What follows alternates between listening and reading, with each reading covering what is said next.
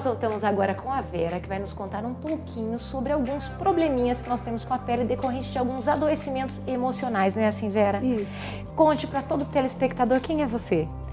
Eu sou a Vera, sou psicóloga e sou especialista em psicoterapia psicanalítica e desde cedo me interessei muito pelo assunto sobre adoecimentos de pele, sobre psicossomática e resolvi estudar bastante, fiz alguns cursos, escrevi alguns trabalhos científicos também sobre o assunto. O que é uma doença, Vera, psicossomática? Para explicar um pouquinho para o pessoal assim, ó, a grosso modo, porque nós somos leigos, somos ignorantes, o que é? Sim. Psicossomática é um ramo da medicina que surge em 1800 e alguma coisa para tentar compreender alguns adoecimentos orgânicos decorrentes de sofrimentos que são psíquicos. Entendo. Tá? Naquele livro que existe há bastante tempo, a Louise Hay, ela nos fala sobre como curar a sua vida, não é assim? Uhum. Tem alguma coisa a ver? Porque muitas pessoas conhecem esse livro, né? Assim, se você está com um problema nos olhos, é algum problema de alma que você tem, é assim, Vera? Sim, é isso. A medicina chegou no momento que ela começou a perceber que algumas doenças orgânicas não se resolviam simplesmente com medicamento ou com alguns tratamentos mais convencionais. E aí começou então a se pesquisar quais eram essas causas desses adoecimentos, né? E especialmente os adoecimentos de pele estão muito ligados às questões psíquicas, emocionais, né? Porque a nossa pele é um órgão externo, né? É um órgão é um envelope, né? que nos delimita e ele tem a mesma origem embrionária que o sistema nervoso. Inclusive por isso as pessoas dizem, flor da pele, né? Sentir na pele, porque tem a mesma origem, então está muito ligado o que a gente pensa, o que a gente sente com a nossa pele, né? E o trabalho que eu fiz foi justamente pensando assim, qual é esse caminho que um sofrimento psíquico, né, que se transforma num sintoma, ele faz até que ele se deposite na pele? E por que a pele? Porque a mente escolhe a pele para depositar esse sofrimento, né? Levando em conta que os sintomas, eles são comunicações do nosso inconsciente para o nosso corpo, né? Então, quando que um sofrimento se deposita na pele? Quando que um sofrimento ele se evidencia, por exemplo, em algum outro tipo de adoecimento? Então, o foco do meu estudo foi pensar na pele. Quando que o sofrimento chega até a pele? E como é que é isso? O que você descobriu, Vera? Bom, é muito interessante, né? E aí seria um estudo bem aprofundado que eu acho que talvez a gente não vai poder entrar nos pormenores aqui. Claro, só rapidinho para nós sabermos um Isso. Para a gente entender um pouquinho, a gente tem que pensar assim, que a nossa mente, ela faz assim alguns acordos, né, para que todo o sofrimento que a gente vivencia, as angústias, enfim, tudo isso não apareça de uma forma muito visível, tá? E tem um termo que se chama formação de compromisso. É quando a nossa mente, de uma forma muito inteligente, ela transforma um sofrimento num sintoma. Tá? Por quê? Para o nosso organismo não sofrer em qual área? Para nossa mente não sofrer. Entendi. Porque quando vai para o corpo, é uma forma de proteger a mente. Olha que barato, gente. Interessante. Exatamente. É uma tentativa que a nossa mente faz de se defender de um sofrimento, né? Só que aí causa um outro que também pode ser igual ou maior, né? Talvez uma pessoa, ela até o sofrimento de alma não seja tão intenso quando ela é muito vaidosa e vai ver o trauma, a marca na pele dela, é isso? Isso. O que acontece é assim, a nossa mente, ela usa diversos mecanismos de defesa para não entrar em contato com a dor, com o sofrimento, né? O Freud dizia que a gente foge daquilo que nos dá desprazer, né? E a gente sempre busca aquilo que dá prazer. Inconscientemente, às vezes, Isso, né? Exatamente. Então, nessa tentativa de disfarçar esse sofrimento, de disfarçar essa dor, é quando isso fica de forma, como eu disse, essa formação é uma forma da nossa mente se proteger. E aí isso vai para o corpo, né? É como se derramasse. Esse sofrimento, ele não há um espaço na mente para pensar essa dor, então isso se derrama para a pele ou para qualquer outra parte do corpo. O corpo é sábio, né? Para proteger a mente. Para proteger a mente. Só que muitas vezes esse adoecimento orgânico ele se torna tão pesaroso e tão complexo quanto o da mente. né? Então, a gente fala assim, que as pessoas que adoecem no corpo, isso é psicossomática, né? Essa área da medicina que estuda esse tipo de adoecimento, nem sempre isso traz ganhos. Muitas vezes pode trazer grandes prejuízos, né? Porque esse adoecimento no corpo, quer dizer, a pessoa que vive assim, ela tem um pensamento operatório. O que é isso? É aquela pessoa que ela é muito pragmática. Ela tem dificuldade de pensar na sua própria dor e nos seus sofrimentos e elaborar isso. Então isso vive derramando no corpo, é aquela pessoa que adoece constantemente, é aquela pessoa que sempre está doente, que sempre está precisando fazer um tratamento, sempre está precisando tomar um medicamento. Ou seja, a mente dela está dando sinais de que ela não está tendo espaço para pensar nessa dor, nesse sofrimento. Entendo. Entende? E aí o corpo acaba ficando sobrecarregado. Mas como é que ela vai ter esse insight de saber que ela, ao invés de procurar produtos, né, remédios ou produtos para pele, ela precisa de uma terapia para curar lá atrás, curar como um antibiótico e não um antitérmico, alguma coisa assim, curar o mal pela raiz, um anti-inflamatório de alma, para que isso, ela só não fique com, como é que chama? Com paliativos. Paliativos. Como é que ela faz? Eu acho que uma boa forma de poder perceber isso é a sequência, né? A partir do momento que a pessoa começa a notar que ela está constantemente adoecendo no corpo, eu acho que ela precisa ficar alerta e começar a fazer uma relação com a mente dela, né? O que pode estar acontecendo que está causando esses adoecimentos tão constantes, né? E de onde isso vem? E alguns médicos, inclusive, notam isso, né? E encaminham o paciente para psicoterapia. Mas só alguns, né? Alguns. Porque outros não têm essa lucidez, essa clareza e vão continuar dando ungüentos para a pele, produtos caros e não vão falar que a criatura precisa de uma cura lá atrás, não é? Exatamente, exatamente. Na verdade, assim, é um pouco raro o médico que tem essa consciência e encaminha, né? Que percebe isso e encaminha. Mas existem muitos médicos que fazem isso sim. Eu mesma tenho pacientes que vêm por encaminhamento médico, né? De profissionais que eu considero pessoas assim bastante esclarecidas e extremamente sensíveis ao sofrimento do paciente, né? Entendi. Porque nem sempre o medicamento faz o efeito. E vamos supor, então, para nos elucidar a todos nós, né, em casa, todo mundo, você então tem casos, obviamente, práticos, que, claro, você vai nos explicar assim, a grosso modo, claro, o que você já viu? O que é uma ligação muito forte entre um determinado pensamento, um determinado pensamento X, com que tipo de doenças e reiterou em vários pacientes, era um tipo de pensamento suicida, alguma coisa assim, e foi em forma de um abscesso. Como é que é isso?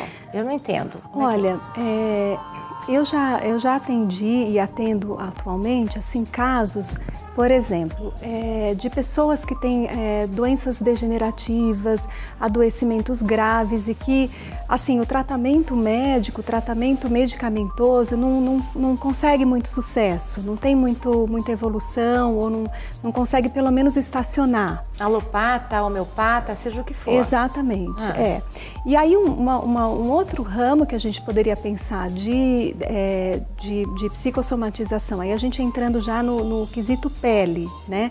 Aí a gente pode pensar em câncer de pele, a gente pode pensar em automutilação, que são cutting, né?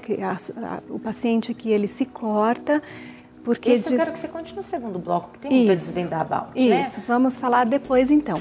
Mas assim, isso pode se manifestar de diversas formas, né?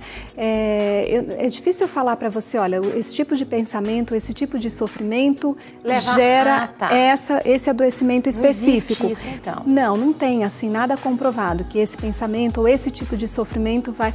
O que acontece é assim, a forma como cada organismo reage, como cada psiquismo reage ao sofrimento. Né? Então isso pode acontecer de se depositar na pele, pode acontecer de se depositar, por exemplo, no estômago, né? Que a psicossomática chama isso de um órgão de ataque, ou seja, é o órgão que sofre que demonstra o sofrimento daquele psiquismo, né? Então tem pessoas que têm constantes problemas de estômago, por exemplo, né? Não estou dizendo que todo sofrimento de estômago é de origem psíquica, mas acontece, né? Se a gente for olhar, pode ter uma relação.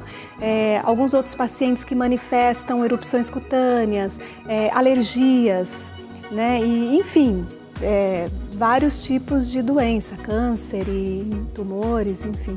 Então não é uma ligação direta assim entre quem tem uma carência muito grande de pai e mãe ter problema no estômago ou alguém que não tem ligação direta. Cientificamente não. Uma criatura para criatura. Isso, tem nada isso. A ver. Acho que tem a ver com o histórico de vida, tem a ver com o ambiente que a pessoa convive, tem a ver assim com o momento que ela está enfrentando, né? E aí, de repente, se ela já tem uma fragilidade em algum órgão, em alguma parte do corpo, isso pode ser que se deposite exatamente naquele lugar, né?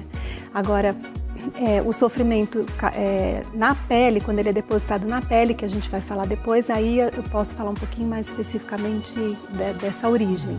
Entendi, mas é bom que todos saibamos então que qualquer mal que esteja acontecendo no nosso corpo reiteradas vezes, eu acho que o ideal é que se procure então um profissional para saber com que emoções nós não estamos sabendo lidar. Isso. Não é assim?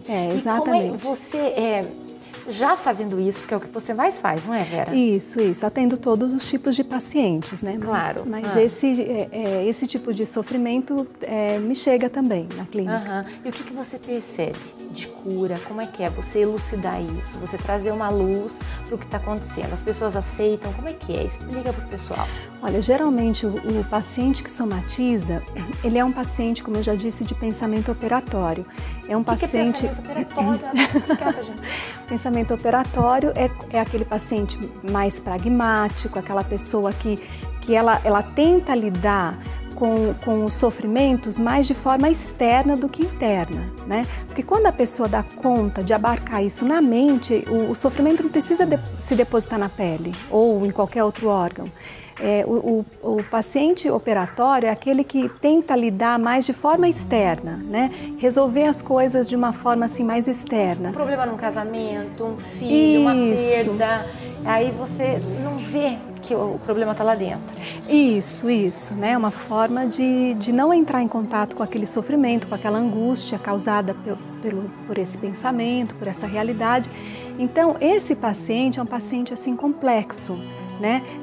Eu fiz um curso de psicossomática, isso a gente aprende assim, que é um paciente que as evoluções elas vão se dar assim a longo prazo, né? Porque primeiro a gente tem que auxiliar esse paciente a conseguir pensar na dor, entrar em contato com os sentimentos, com o sofrimento, né? E isso é um caminho muito árduo para quem já se estruturou de uma forma inversa. Meu Deus do céu, e tem gente que demora anos, né? Então, tem. Ela não acredita, ela está ali, né, no consultório do profissional, por indicação, porque a esposa, o marido, a vida colocou, mas se ela nada contra a corrente, é muito difícil para vocês conseguirem o resultado. É trabalhoso, né? Não é impossível, mas é muito trabalhoso tanto para o profissional quanto para o próprio paciente, né? Vai demandar assim um investimento muito grande de tempo, de desejar e de realmente se esforçar para que os resultados aconteçam, né? E então, assim, eu já tratei e trato atualmente de pacientes que são somatizadores e é uma realidade assim bastante difícil, mas também, por outro lado, cada ganho, cada pequena evolução, a gente também tem a alegria de poder comemorar, né? Porque quanto mais difícil, quanto mais árduo é o trabalho, a gente também pode se alegrar para comemorar isso. Claro que sim, que delícia! E você vendo, às vezes, que é uma coisa visível, uma afecção de pele é visível, um problema no estômago, uma taquicardia, um problema, seja ele qual for, que não nos é visível, é mais difícil você, vamos supor, se glorificar junto com o paciente. Ao passo que se você vê na pele os problemas indo embora, porque a criatura está elucidada sobre aquilo, é uma grande vitória. Isso, né? Muito, Vera, muito grande. Eu vou querer que daqui a pouco, no segundo bloco, nós voltemos com um pouquinho sobre o cutting.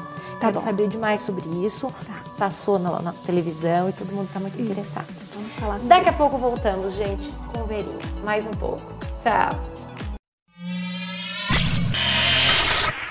Olá, e voltamos com a Vera. E assunto muito importante, por isso que eu deixei para o último bloco. Nós estamos sabendo bastante, um noticiário fantástico trouxe há pouco tempo sobre pessoas que se autoflagelam, se automutilam, porque é uma doença, obviamente, nós não sabemos, a doutora Vera vai nos contar sobre. Mas também falou sobre o coletivo e eu quero que a Vera desmistifique isso. Aquele menino que faleceu porque ele colocou uma corda para se enforcar, induzido pelos amigos, todo mundo via internet, e ele realmente veio a óbito, não houve tempo para salvamento. Ou aqueles que se cortam, Vera, juntos, vamos se cortar, um fala pro outro e todo mundo se corta. Isso tá dentro da patologia do cutting? Sim. Conte-nos sobre isso, o que é o cutting? Vamos pensar assim, que uma vez que a pele é o nosso órgão externo, né? E que a gente pode considerar o órgão de maior percepção, né? Então quando o bebê nasce, ele percebe o mundo, ele começa a perceber o externo através da pele, né? A forma como ele é carregado no colo, a forma como ele é amamentado, a forma como ele é tocado, né? Então é um órgão de percepção, né? E o bebê, ele só vai perceber que ele é uma pessoa, a mãe é outra, ou cuidadora, né? É outra, e só vai começar a ter essa separação a partir do momento que ele possa ter o que a gente chama de segunda pele, que é uma mãe que inicialmente dê para ele esse contorno, né? E aí, com o tempo, o bebê vai percebendo, através das mamadas, através do mamilo da mãe, ele vai percebendo, opa, tem alguma coisa de fora que vem, que me supre, que me sacia, então não sou só eu que existo, tem mais coisas além de mim, tá? Então, esse contato repetido e satisfatório é que vai fazer com que o bebê, então, tenha essa noção de dentro e fora, né? E isso acontece através da mãe, que a gente considera a segunda pele. Mas também qualquer problema nessa interação também vai deixar marcas, né? Essa interação mãe-bebê ela é fundamental, principalmente nas primeiras semanas, nos primeiros meses de vida do bebê. E aí as intercorrências, se elas forem repetitivas, isso pode deixar marcas. E aí esse bebê vai crescer, vai se desenvolver, vai viver uma vida, mas ele vai ficar com problemas na questão da pele. Tá? E cortar-se pode ser uma tentativa de retorno, de sentir na pele esse vazio que ficou, essa falta que ficou de alguma interação mal sucedida com a mãe. Seria, assim, em alguns casos, primeiro você tem a dor e depois vem o prazer? Isso, são pessoas que não estão conseguindo encontrar o prazer de viver, então eles fazem o corpo doer a sensação do prazer vir depois? Eu acho que até muito mais do que isso. Acho que quando há esse ferir da pele, o ferir do corpo, é justamente para tentar proporcionar uma sensação de estar vivo. Porque é um vazio tão grande que talvez um corte, um machucado vai trazer a sensação de que eu estou aqui, eu existo. Pelo menos durante aquele instante. Que tristeza, meu Deus. Muito vazio, muita dor e muito sofrimento. E pelo que eu estava lendo para conversar com você, as pessoas falam erroneamente, julgam que isso seria um chamar a atenção. Existe sim alguns casos, né? Mas são a exceção. Isso. Porque a regra realmente é uma doença, é um doente, uma criatura... Isso. Não sabe o que ela está fazendo naquele mundo, não é assim? Isso. Tanto a pessoa que se automutila, né, no cutting, ou a pessoa que manifesta, por exemplo, uma alergia decorrente de um sofrimento psíquico, uma pessoa que tenta um suicídio, ela nunca está fazendo isso simplesmente porque ela quer chamar a atenção da outra pessoa. Ela está mostrando uma dor que é muito profunda. Né? Eu acho que a gente tem que pensar dessa forma. A pessoa que manifesta um sintoma desse, né, que expressa tão claramente, né, uma tentativa de suicídio ou um cutting, é alguém que está num sofrimento muito profundo, que precisa ser olhado. Né? E talvez essa seja a demanda da pessoa, olha, para o ambiente onde ela convive, para as pessoas que estão à volta dela, olha, vocês precisam perceber que a minha dor é grande, né? Talvez seja a única forma que a pessoa consiga comunicar. o sofrimento. Então, de fato, é um chamamento de atenção, um chamamento por socorro. Sim, sim. Mas eu estava lendo que daí 98% dos adeptos, se é que podemos dizer assim, do coaching, eles não são suicidas. É isso mesmo? Sim. Porque eles querem estar vivos, eles só não conseguem se encaixar na sociedade, não é assim? E a sociedade tem aversão, é avessa a todo tipo de problema. E ela acaba não dando atenção e acaba punindo. Então essas pessoas acabam andando com blusas de manga comprida, porque é uma criatura que você vai vir ali cheia de cortes ou feridas, que elas vão abrindo feridas também, né? Assim, velhinha? Isso. É muito triste. Então, a sociedade fala assim, não, mais problema eu não quero.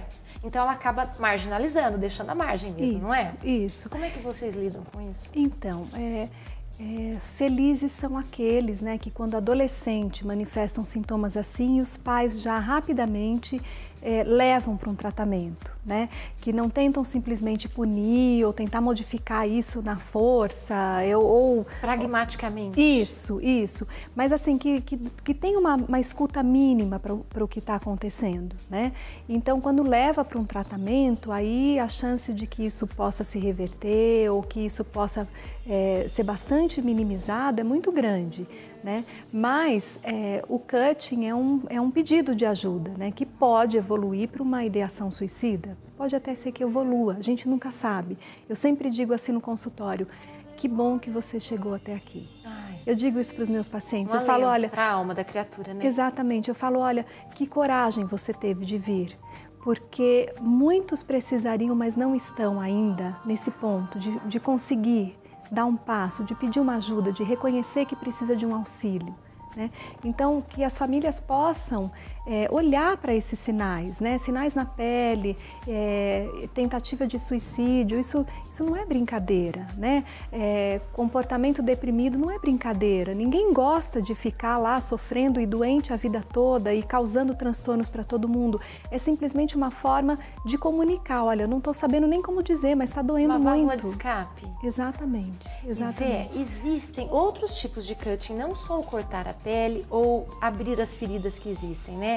Existe o autoenforcamento, tirar cabelo, não tem? Existe até alguma coisa tem um nome, eu não sei os nomes, né? Tem vários, não tem? Tem. Todo tipo de autoflagelo, mas não é só se cortar, não é assim? Eu estava lendo alguns. Bom, enfim, você quer saber mais, mas é assim, tem a ver com sadomasoquismo?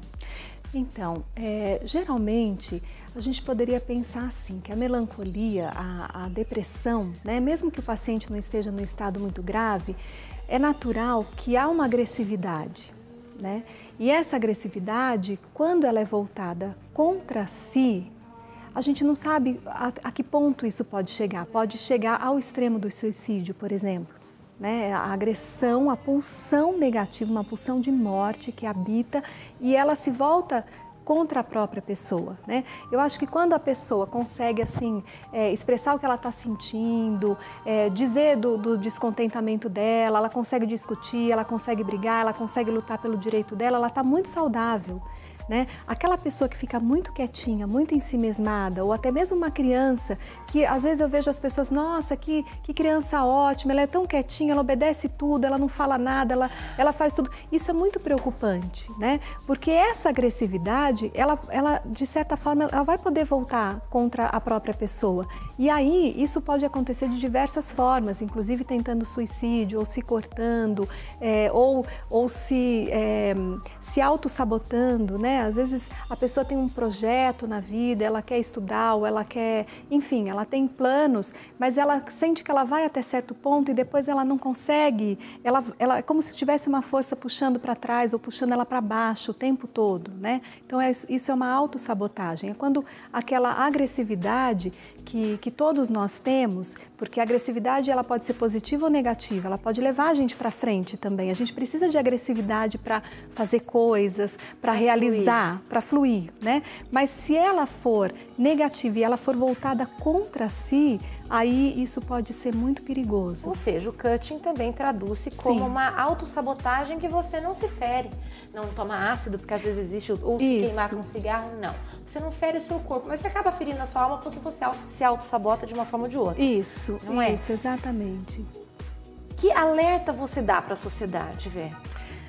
Olha, eu acho assim, que é isso que eu acabei de falar, eu acho que sintoma é sempre uma comunicação inconsciente, né? E sintoma precisa ser escutado, né? Criança em primeiro lugar, adolescente, todos, adultos. todos. Sabe, qualquer sintoma que você perceba, olha, está repetitivo, não está resolvendo como costumava resolver, então eu acho que aí é passivo de atenção e de buscar ajuda profissional, principalmente psicológica, porque a demanda pode ser de ordem psíquica e aí o medicamento não vai resolver isso. O medicamento, eu falo assim, ele vai diminuir sintomas, né? Mas o medicamento não vai lá dentro conversar com a pessoa, para descobrir o que está acontecendo, para ver de onde vem essa dor, esse sofrimento, né, que está sendo negado, ou que está sendo reprimido, enfim. Então, junto inclusive com o medicamento, com o acompanhamento psiquiátrico, pacientes assim somatizadores que precisam desse acompanhamento psiquiátrico e medicamento, precisa ter a psicoterapia também, porque é onde a pessoa vai poder falar, vai poder ir descobrindo o que está acontecendo. Identificando. Exatamente. Sabe o que eu estava lendo? Coisa interessante que é a nossa cabeça, né, gente? Crianças que tiveram um longo período em hospitais por causa de problemas, elas viam que aquilo era um sofrimento, estar no hospital. Só que elas tinham muita tensão. Então elas se autoflagelavam para voltar àquela época. Era dolorosa, mas era demais de amor. Como é que pode? É assim mesmo? A gente fala assim, né, que existem sempre ganhos secundários, né, num adoecimento, num sofrimento, ou seja, quando uma pessoa está sofrendo, ela tem atenção, né? Se ela está resfriada, por exemplo, ela está lá de repouso e vai vir alguém oferecer um chazinho, vai oferecer um medicamento, isso lógico que é gostoso, né? Quem não gosta de sentir que é amado, que está sendo cuidado, isso. Só que quando essa é a única forma que a pessoa encontra de se sentir amada, isso já denota uma patologia. Não é só carência. Não, carência, vamos considerar que pode ser normal, né? Um momento ou outro que você quer uma atenção diferenciada, enfim. Agora, quando essa é a única forma da pessoa sentir que ela é amada, aí é preocupante, né? Aí precisa ter um cuidado bastante especial. Aí precisa buscar ajuda, né? E aproveitando, Ká, que o seu programa... Aproveite tudo aqui, né, gente? Espaço é nosso. Pois é, o seu programa é sobre, bastante assim, sobre pele, sobre cuidados, né? E quando eu estava vindo para cá hoje, eu estava pensando, né, o quanto a nossa pele, ela é um espelho do nosso organismo, né? Do nosso orgânico e também do nosso psíquico, né? Então, assim, uma pele bonita, né? Se a gente for pensar na questão do estudo mesmo dermatológico da pele, a pele bonita, o que ela é? Ela é sinal de que, ela é espelho de que esse psiquismo está funcionando bem, enfim.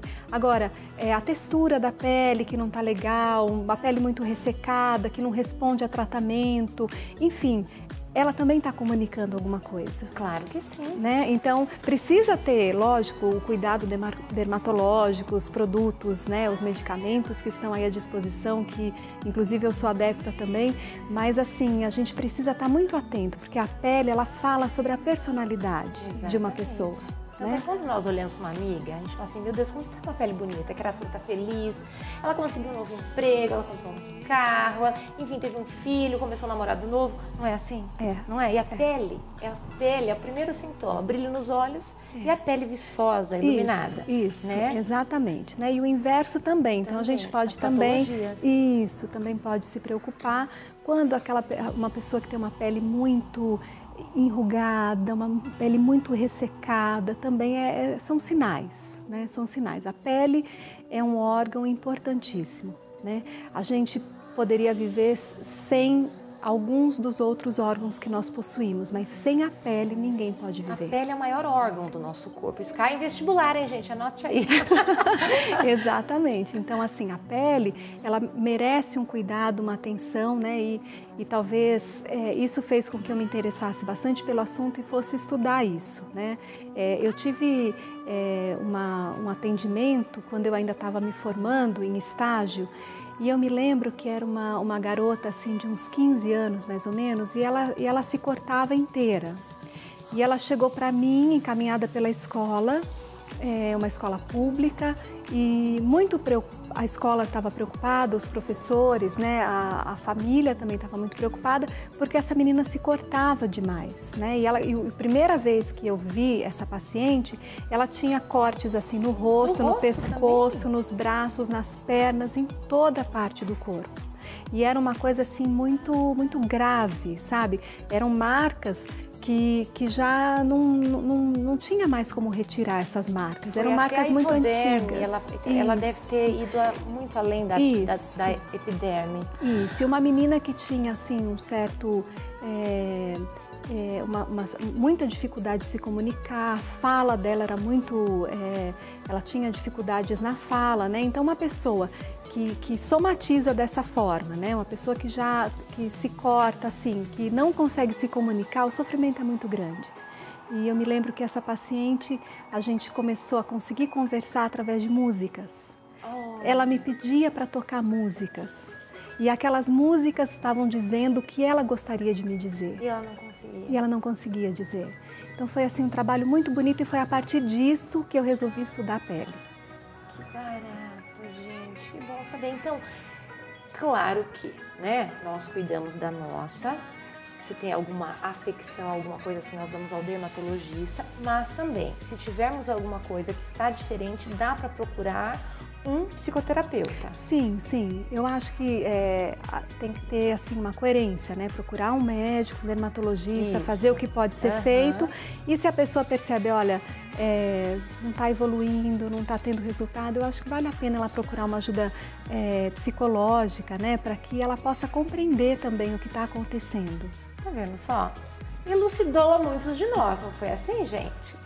Vé, que bom. Eu agradeço infinitamente por você ter vindo. Acho que todos nós, né, gente? Vocês sabem aí que muitos devem estar passando por algum problema e não sabem, assim, direcionar o caso. E é muito bom saber que nós temos profissionais que lidam com essa seara. E assim nos despedimos. Muito obrigada. Muito obrigada, viu? Minha amiga querida.